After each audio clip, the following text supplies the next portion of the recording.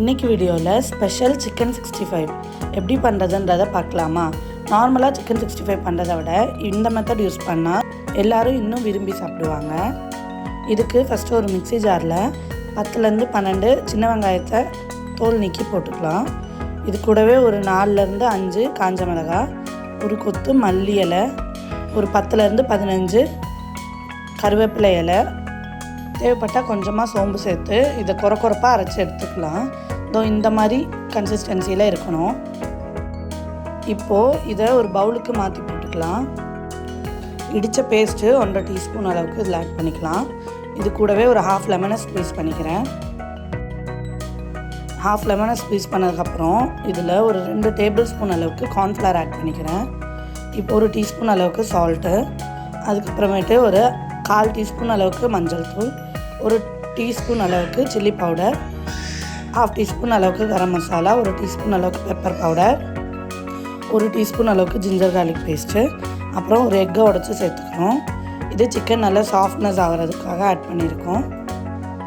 Egg இல்லைன்ற பட்சத்தில் கொஞ்சமாக கர்ட் கூட ஆட் பண்ணிக்கலாம். இப்போ இதில் கொஞ்சமாக ஆயில் ஊற்றி மசாலாவை நல்லா இந்த கன்சிஸ்டன்சிக்கு பிசைஞ்சு எடுத்து வச்சுக்கலாம். இதில் 1/2 kg சிக்கனை நான் ஆல்ரெடி வாஷ் பண்ணி மஞ்சத்தூள் போட்டு எடுத்து வச்சுருக்கேன். அதையும் இதில் ஆட் பண்ணிக்கலாம். லெக் பீசஸ் இருந்தால் ஃபஸ்ட்டு லெக் பீசஸை நல்லா மேரினேட் பண்ணதுக்கு அப்புறமேட்டு மிச்ச சிக்கனை அதில் ஆட் பண்ணிக்கலாம். அப்போ தான் லெக் பீஸில் எல்லா இடத்துலையும் மசாலா படும். மிச்சம் இருக்க சிக்கனையும் நான் இதில் ஆட் பண்ணிக்கிறேன்.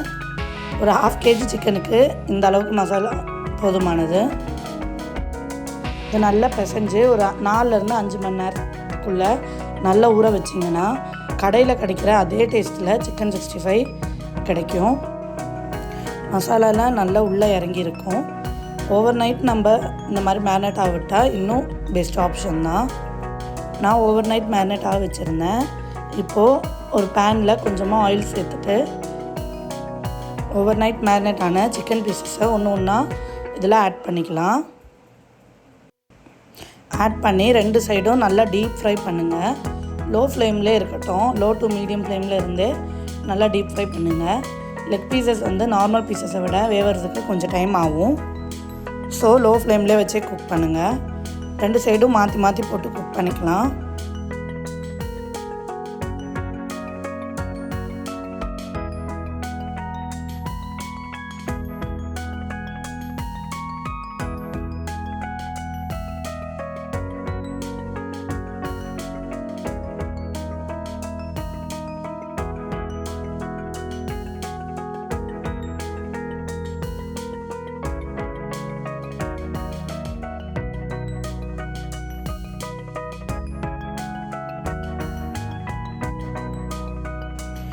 அவ்வளோதான், சிக்கன் நல்லா குக்காய் வந்திருக்கு.